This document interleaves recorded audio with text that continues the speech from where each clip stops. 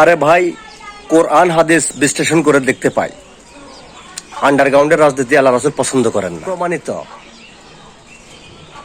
আল্লাহ রাসূল যখন ইসলামের দাওয়াত দিচ্ছিলেন, ঠিক তখন তিনি আর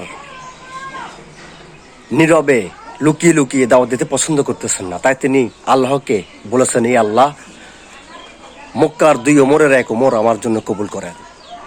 যখন হযরত ওমরকে আল্লাহ রাব্বুল আলামিন কবুল করলেন ইসলামের জন্য, ঠিক তখনই হযরত ওমর ঘোষণা দিলেন, আজ থেকে মক্কায় প্রকাশ্যে আজান হবে, ইসলামের দাওয়াত প্রকাশ্যে দেওয়া হবে।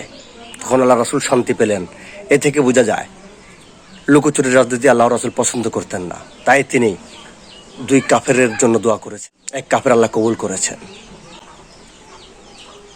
তাই বীর পুরুষ আর কাপুরুষের মধ্যে পার্থক্য বুঝতে হবে।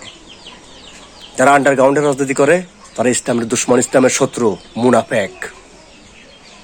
আর এই মুনাফেকদেরকে বয়কট করা, তাদেরকে তালাক দেওয়া সকল মুসলমানের নৈতিক দায়িত্ব। আমি সে দায়িত্ব পালন করেছি, জামাত শিবিরকে তালাক দিয়েছি। আল্লাহ হাফেজ।